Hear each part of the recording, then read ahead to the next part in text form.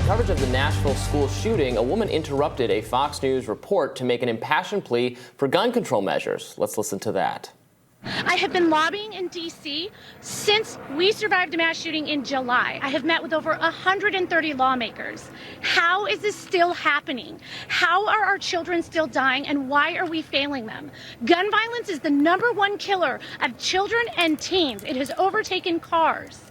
Assault weapons are contributing to the border crisis and fentanyl. We are arming cartels with our guns and our loose gun laws. And these shootings and these mass shootings will continue to happen until our lawmakers step up and pass gun safety legislation. South Carolina Representative Nancy Mace joins us now to discuss. Welcome to Rising, Congresswoman. Thank you for having me today. Now, Congressman Mace, you've been a staunch opponent of gun control measures in the past. After the Uvalde school shooting last year, you tweeted, "Passing laws that only limit law-abiding gun owners won't fix the problem." Now that we face another school shooting, do you hold the same position? Well, I guess I would ask, you ask these questions every weekend after there are multiple deaths in Chicago where there is gun control. Yes, I am for the Constitution and protecting the rights of law-abiding citizens. What I'm not for is unsafe communities, unsafe schools. This should be an issue that we look at nationally everywhere, and this is a huge problem. In fact, my kids practice at a field where there were over 30 shots last year fired in a parking lot next to a children's Little League baseball game, okay? And so this affects families everywhere across the country. But one of the things that we have to do is look at the research, look at the information, and understand why this is happening in our country. It's very clear the Nashville shooter yesterday was deeply mentally disturbed, mentally ill, and had major mental health issues.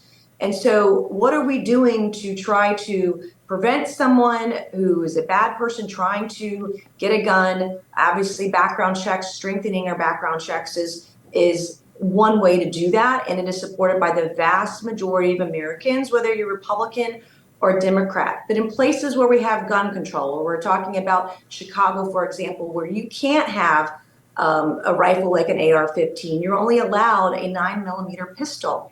Every single weekend, people, adults and children are getting shot and killed. But we don't talk about that in the mainstream press. We don't talk about those issues that are going on in Chicago. And it's a huge problem. You look where they have gun control in California, more gun control than any other state in the country, and yet they still continue to have mass shootings. Now, things that I'm for common sense measures to keep our communities safe.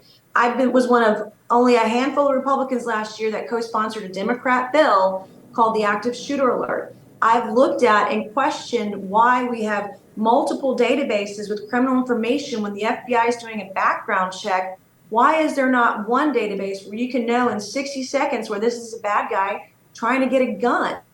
We have so many tools and software and the ability to be on top of this issue and safety in our communities, but we can't talk about that because the fringes of both sides. We've got people that want to ban guns on one side. We've got people that don't want to ban them on the other.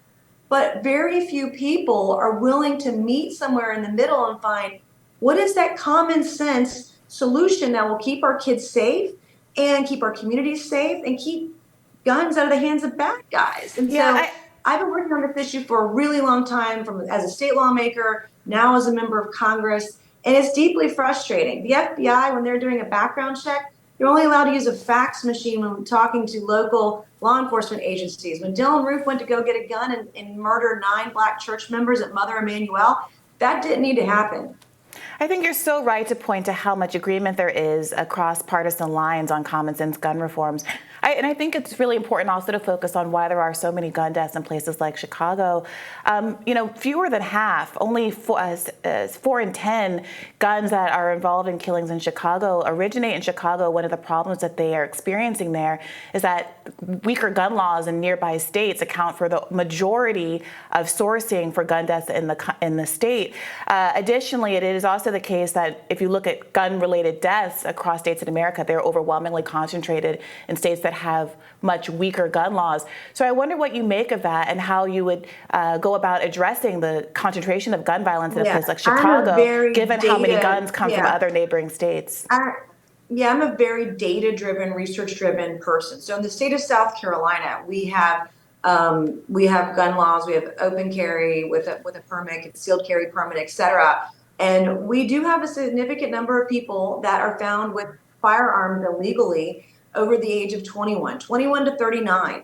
But we don't charge and prosecute those individuals for the gun crimes that they are committing. And that's an issue that is prevalent in a number of different states. And I've gone to my state law enforcement division and asked for data on gun crimes, for example, and you just can't get it. And then when you do get it, they'll send you hundreds of pages of information that you then got to take a calculator and manually add up all of this data together, and it's not relevant, and it's not easy to get to, because we want to know why people aren't being charged with gun crimes. We need to understand why people that have charges on their record are able to go buy a gun even when they pass a background check.